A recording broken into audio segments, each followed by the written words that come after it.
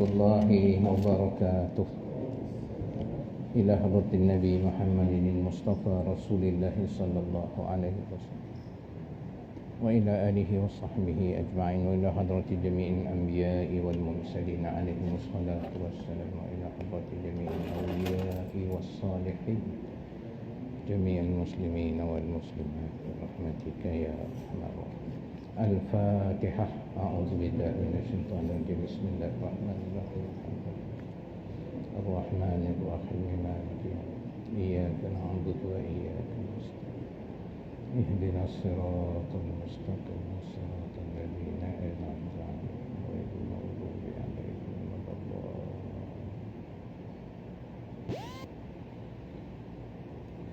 Alhamdulillah. Summa alhamdulillah. Alhamdulillahilladzi hadana lihadza wa ma kunna linahtadiya laula an hadana Allah. Asyhadu an la ilaha illallah wahdahu la syarika lah wa asyhadu anna Muhammadan abduhu wa rasuluh wassalatu wassalamu ala nabiyya ba'da amma ba'd.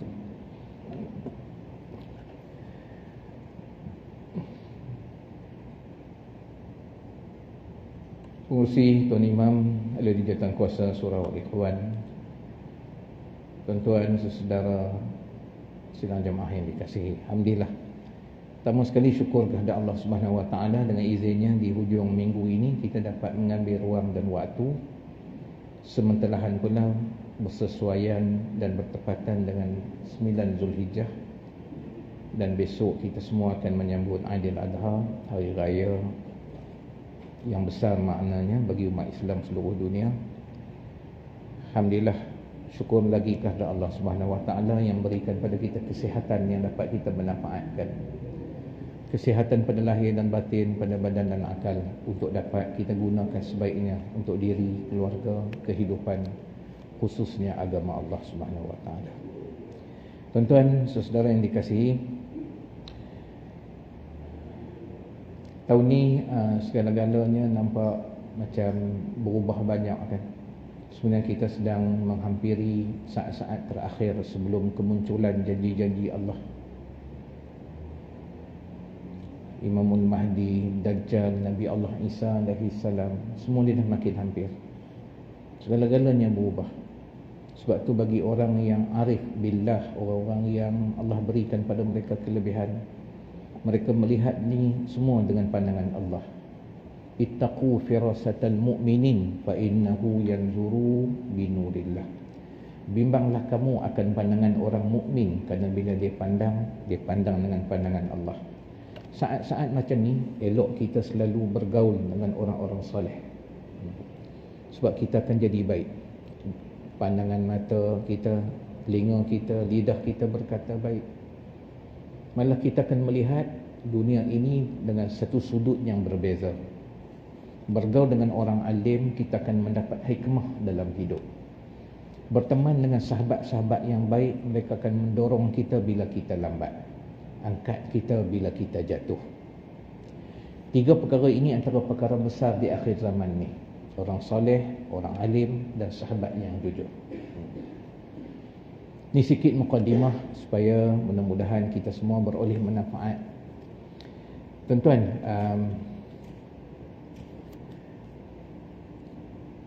setiap kali nak sambut majlis apa-apa pun akan ada perselisihan. Daripada raya hari itu lagi dah sebenarnya.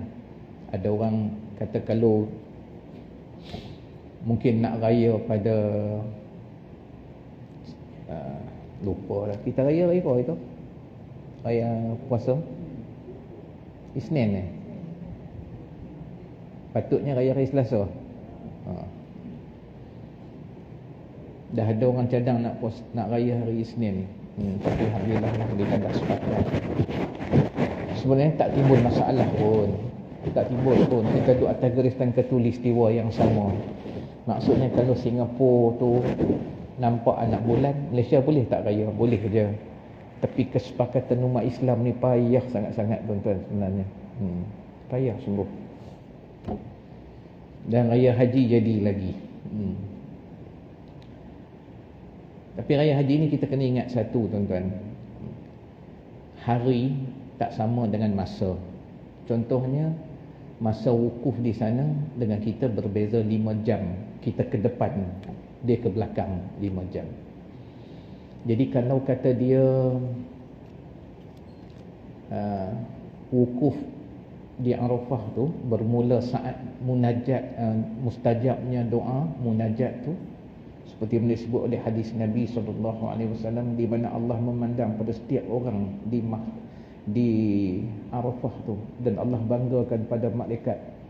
Sampai di setengah ulama menceritakan tentang hadis Nabi ni, sampai Allah tunjukkan kat malaikat, setiap orang yang ada kat Arafah tu, hamba tu sedang minta kat aku, pastikan aku kabulkan.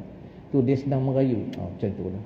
Kalau kita ada di Arafah pada hari itu, tuan-tuan, tak samalah dengan kita punya time di sini. Kita cuba ukur, kita lebih kurang pukul 5 petang semalam sampai pukul 12 kita nak ambil masa. Segi masa elok kita ambil. Mustajab doa ni dia tak kira tempat. Dia tak kira tempat, tak ada batas geografi. Dia tak kira hang duduk di negeri mana. Kita ambil waktu tu, kita akan tetap dapat barakahnya. Tapi hari tidak begitu. Sebab bila disebut dalam hadis puasa sunat itu pada 9 Zulhijjah, so kita tak boleh ambil macam dia di sana. Pasal dia hari ni dah 10 dah. Sebab dia dah wukuf semalam. So pada kita 9 Zulhijjah hari ni berdasarkan pada hari kita puasa dulu. So matlak tidak sama, kita kena ikut negeri kita duduk, tak boleh memandai-mandai. So raya kita tetap besok, dan hari ni dah hari kita disunatkan berpuasa, di samping semalam siapa yang mengambil tarwiyah. Okay, tentang bab tu jelas tuan, supaya kita buat sesuatu tu dengan ilmu, dengan kefahaman, supaya mudah-mudahan nanti kita beroleh rahmat daripada Allah Subhanahu Wa Taala. Bila berbicara tentang Arafah ni, dia perkara besar, tuan-tuan. Besar sungguh-sungguh. Sebab Arafah ini sendiri diartikan dengan arif, tahu. Tahu apa, tuan-tuan? Di mana Adam tahu bahawa itulah isterinya, dia kenal. Arif tidak alim, alim tahu. Arif adalah kenal. Tercampak di tempat berbeza, akhirnya bertemu di Arafah. Tempat bertemu tu dipanggil Arafah. Setengah pendapat lain mengatakan di samping perkara tadi Arafah tu, di situlah juga Adam dan Hawa kenal kesalahan mereka. Maka Adam selalu berdoa, yang kita pun ambil doa tersebut dalam selepas solat kita. Rabbana zalamna anfusana. Nabi Adam doa je yang tu. Ya Allah, aku telah menzalimi diriku. Rabbana zalamna anfusana wa illam taghfir lana. Kalau kau tak ampun, jadilah aku orang yang rugi. Doa ni sangat baik kita minta. Selalu kita minta. Sama seperti mana apa yang diucapkan oleh Nabi Yunus di dalam perut ikan tu. La ilaha illa anta subhanaka inni kuntu minaz zalimin. Para rasul ni, kesalahan mereka tu termasuk dalam program. Artinya mereka tak memandai-mandai. Kesalahan mereka tu pun termasuk dalam jadual, program. Supaya apa? Orang di belakang hari termasuk kita dapat ambil panduan. Takkan semua Rasulullah nak buat. Kesilapan tu semua Rasulullah lakukan, walaupun tak berdosa. Sebab tu kisah-kisah Nabi dan Rasul dibawa kepada kita. Al-Quran tu di dalamnya, dalam cerita ada cerita, dalam tersurat ada yang tersirat. Itu Quran.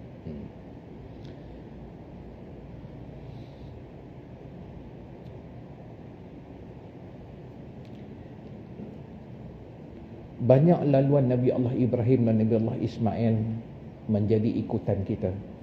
Nabi Ibrahim ni Allah sayang kat dia. Tuan-tuan, kalau ada rezeki, tuan-tuan kan, tadi Tuan Syed tanya kat saya, pasal saya selalu bawa orang di samping umrah pergi ke Turki ni. Macam baru ni kita pergi laluan yang tak popular. Saya nak cerita tentang Nabi Ibrahim ni je, bukan Turki ni. Dia dilahirkan di Ur. Ur ni ada dua. Pertama di Iraq, yang kedua di Turki. Tapi di Iraq tu lebih menepati. Cuma Nabi Ibrahim ni dia pernah datang dan tinggal beberapa lama di Harran. Harran ni di Turki. Nabi Ibrahim dia duduk dalam gua. Ketika mak dia nak lahirkan syarat mengandung, tiba-tiba Namrud pada waktu itu bermimpi yang orang akan jatuh dan tumbangkan dia.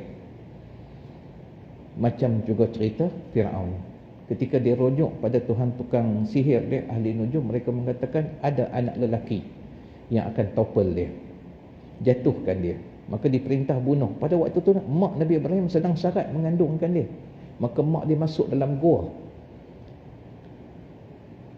dan dia dilahirkan di sana. Apa ajaibnya? Ibnu Katsir ceritakan dengan hebat kisah Nabi Ibrahim lahir.